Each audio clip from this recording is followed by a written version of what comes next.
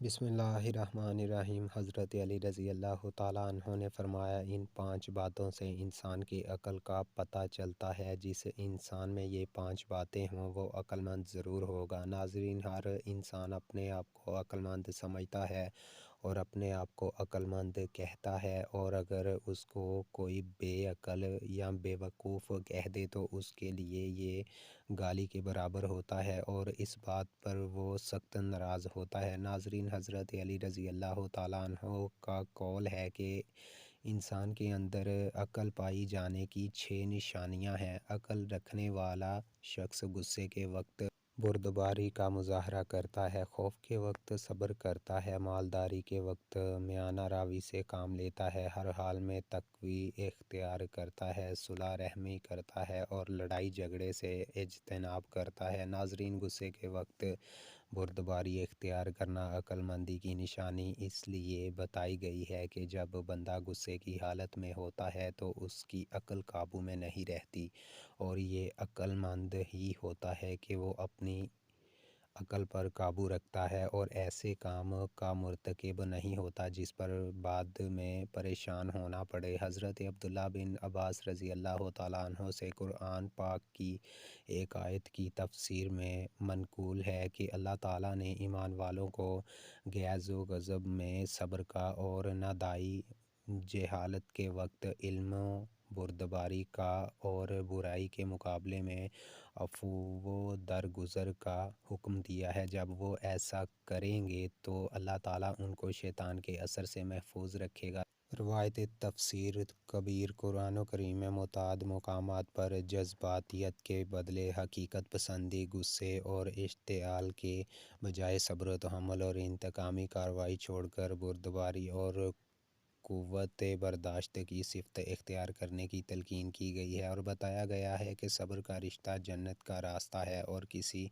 ناخوشگوار واقعے پر کسی بھائی کے خلاف نفرت اور انتقام کی آگ بھڑک اٹھنا شیطانی راستہ ہے، اور شیطان انسان کا ازلی دشمن ہے، اس لیے جہاں تک ہو سکے غصے سے پرہیز کرنا چاہیے۔ حضرت ابو ہریرہ رضی اللہ تعالیٰ عنہ سے روایت ہے کہ ایک شخص نے رسول اللہ صلی اللہ علیہ وآلہ وسلم سے عرض کیا، یا رسول اللہ، آپ مجھے وصیت فرمائیں جس پر میں عمر بھر کا بند رہوں۔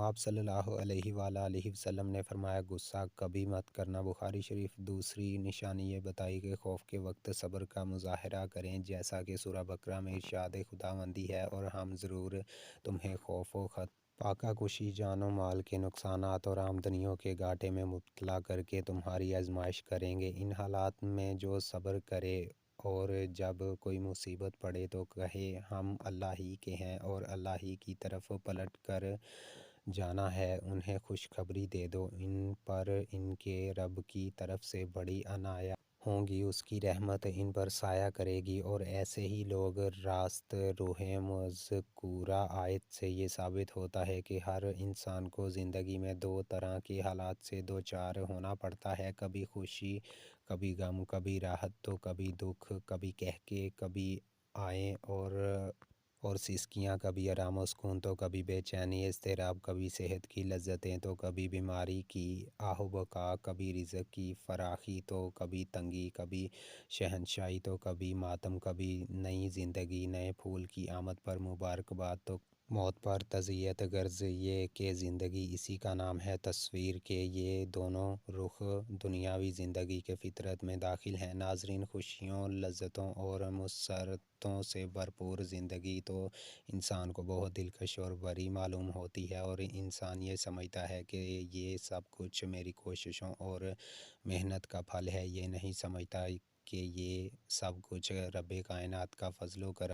جب گردش زمانہ، مصائب و آلام آتے ہیں تو انسان گھبرا اٹھتا ہے اور ان حالات سے خوف کھاتا ہے، اور انہی حالات میں عقل اور ایمان والوں کا امتحان ہوتا ہے کہ آیا وہ صبر کرتے ہیں یا پھر گلے شکوے اور ویلا کرتے ہیں۔ عقل والوں کی نشانی یہ ہے کہ وہ صبر کرتے ہیں۔ تیسری نشانی جو حضرت علی کرم اللہ وجہہ کے قول کے مطابق ہے وہ یہ کہ عقل والے مالداری کے وقت میانہ روی اختیار کرتے ہیں اور فضول خرچی سے بچتے ہیں۔ حضرت عبداللہ بن عباس رضی اللہ تعالیٰ عنہ سے روایت کرتے ہیں حضور اکرم صلی اللہ علیہ وآلہ وسلم نے ارشاد فرمایا، درست رہنمائی، اچھی چال اور میانہ روی نبوت کا جذبہ ہے۔ ابو داؤد مستبد احمد۔ ایک دوسری روایت میں حضرت حذیفہ بن عن روایت کرتے ہیں، آپ صلی اللہ علیہ وآلہ وسلم ارشاد فرماتے ہیں، دولت مندی میں میانہ روی کتنی اچھی بات ہے، فکر و فاقہ میں اور عبادت میں درمیانی چال کتنی اچھی صفت ہے۔ ناظرین، یہ عقل مند کی نشانی ہے کہ جب اس پر فراوانی ہو تو وہ فضول خرچی نہ کرنے لگ جائے بلکہ فراوانی میں بھی میانہ روی اختیار کرے اور اللہ کا شکر گزار رہے، اور اگر مال و دولت میں کمی آ جائے تو صبر کا مظاہرہ۔ اکثر اوقات تو یہ دیکھا گیا ہے کہ جب فراوانی آتی ہے تو فضول خرچیاں کی جاتی ہیں جس پر اللہ ناراض ہوتا ہے، اور اگر تھوڑے سے برے حالات آ جائیں تو رویا جاتا ہے۔ ناظرین، چوتھی نشانی یہ بتائی کہ عقل والا ہر حال میں اللہ کا تقوی اختیار کرتا ہے۔ قرآن مجید میں تقوی کا ذکر بار بار آیا ہے۔ تقوی کو اردو میں ہم بچاؤ، ڈر، خوف خدا اور پرہیزگاری کے مفہوم سے جانتے ہیں، یعنی جب گناہوں سے بچنا، آخرت کے عذاب سے ڈرنا، اللہ تعالیٰ کی خشیت اور اس کا خوف تقوی کے مفہوم میں جمع ہو جاتے ہیں تو وہ جمع مفہوم وجود میں آتا ہے جس کے لیے ہم نے پرہیزگاری کی تدبیر اختیار کی ہے، اور یہ تقوی کے اس تصور کی احساس ہے جو ہمارے دین میں مطلوب ہے۔ ناظرین، یاد رہے کہ قرآن مجید نے تقوی کے لیے کوئی الگ وظائف بیان نہیں کیے بلکہ دین پر اس کے سارے تقاضے پورے کرتے ہوئے عمل کرنا ہی اللہ کے نزدیک تقوی ہے، اور حضرت علی رضی اللہ تعالیٰ عنہ نے اپنے قول میں اس کے اختیار کرنے کو عقل مندی فرمایا ہے، یعنی جو تقوی اختیار کر لے تو وہ عقل مند ہے، اور جو تقوی اختیار نہ کرے، اللہ کی منشا والی زندگی کے بجائے اپنی مرضی کی زندگی گزارے اور اللہ کو ناراض کرے تو ایسا شخص بے عقل اور بے وقوف ہے، چاہے وہ اپنے آپ کو کتنا ہی عقل مند نہ سمجھتا ہو۔ پانچویں نشانی عقل والوں کی یہ ہے کہ لوگوں سے صلح رکھنے والا، یعنی صلح رحمی کرنے والا ہو۔ اللہ اور اس کے رسول حضرت محمد مصطفیٰ صلی اللہ علیہ وآلہ وسلم نے صلح رحمی کی تاکید فرمائی ہے اور قطع تعلق کرنے والوں کے لیے سخت وعید بیان کی ہے۔ انسان کو اللہ نے ایسی فطرت عطا کی ہے کہ وہ اکیلا نہیں رہ سکتا بلکہ اس کو ایک معاشرے میں زندگی گزارنے کی ضرورت ہوتی ہے، اور معاشرے کے اندر وہ تب ہی کامیاب رہ سکتا ہے جب اپنے رشتہ داروں کے ساتھ صلح رحمی کرے۔ اگر وہ ایسا نہیں کرے گا تو اس کا جینا محال ہو جائے گا۔ چھٹی نشانی جو عقل مند شخص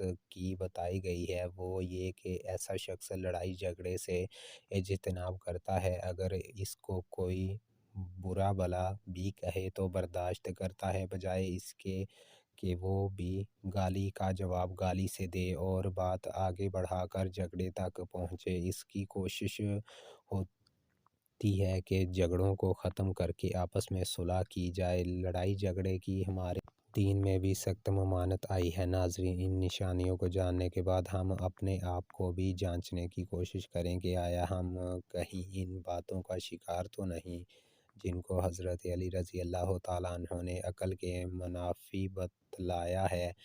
ناظرین، اب آپ کو آخر میں ایسی 6 باتیں بھی بتا دیتے ہیں جن باتوں کے بغیر مومن کو کوئی چارہ کار نہیں اور اس کو ان کی تلاش میں رہنا چاہیے۔ نمبر 1، ایسا علم جو آخرت کے معاملے میں اس کی رہنمائی کرے۔ نمبر 2، ایسا ساتھی جو اطاعت میں اس کا معین بنے اور معصیت سے روکتا رہے۔